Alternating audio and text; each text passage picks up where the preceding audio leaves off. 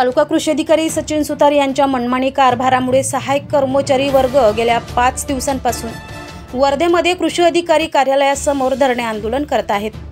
या धरणे आंदोलनाला राष्ट्रवादीचे जिल्हाध्यक्ष सुनील राऊत, प्रदेश सरचिटणीस अतुल वांदिले यांनी भेट दिली। त्यांची सर्व मागणी ऐकून जिल्हा कृषी अधिकारी यांना भेटून 5 दिवसाच्या आत त्या मनमानी कृषी अधिकारी सचिन सुतार यांची बदली करा, अन्यथा कठोर पावले उचलून नंतर जे काही प्रतिसाद उमटेल त्याचे सर्वस्वी जबाबदार जिल्हा कृषी अधिकारी राहील असे निवेदन देण्यात आले। कृषी अधिकारी सचिन सुतार सरकारच्या प्रत्येक योजनेमध्ये शेतकऱ्यांचे अनुदान काढत असताना सहाय्यक कृषी अधिकारी यांना त्या शेतकऱ्यांकडून पैसे आणून द्या, नाही तर त्याचे अनुदान कमी काढा अशी तंबी देतात व शेतकऱ्यांची फाईल मुद्दाम थांबवतात।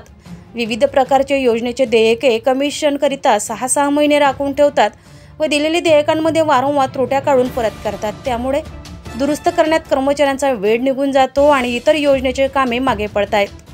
कर्मचाऱ्यांसोबत अपमानास्पद व अवाच्य भाषेचा वापर करत आहे व महिलांना वैयक्तिक तसेच विनाकारण आरोप करतात।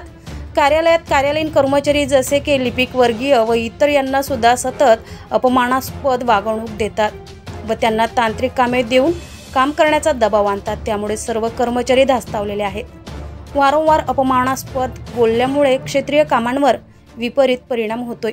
संबंधित कर्मचारी यांचे पूर्वनियोजित कामे पुढे ढकलले जाते। त्यामुळे शेतकऱ्यांमध्ये असंतोषाचे वातावरण तयार होऊन शेतकरी व कर्मचारी यांच्यात दुरावा होऊन पुढील कामांसाठी शेतकऱ्याला बोलावले असता ते प्रतिसाद देत नाहीत। जर एखादा कर्मचारी आढावा सभेस उशिरा पोहोचला तर त्याला दारामध्ये थांबवून अपमानास्पद बोलून सभेतून हाकलून देतात। वरील सर्व कारणांमुळे सर्व कार्यालयीन कर्मचारी व क्षेत्रीय कर्मचारी यांची मानसिक संतुलन खालावत चाललेले आहे।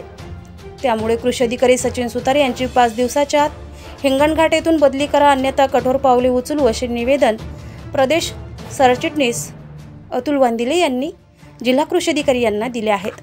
यावेळी राष्ट्रवादी काँग्रेस पक्षाचे जिल्हाध्यक्ष सुनील राऊत, प्रदेश सरचिटणीस अतुल वांदिले, ओबीसी जिल्हाध्यक्ष प्रशांत घवघावे, जिल्हा सरचिटणीस दशरथ ठाकरे, नितीन भुते उपस्थित होते।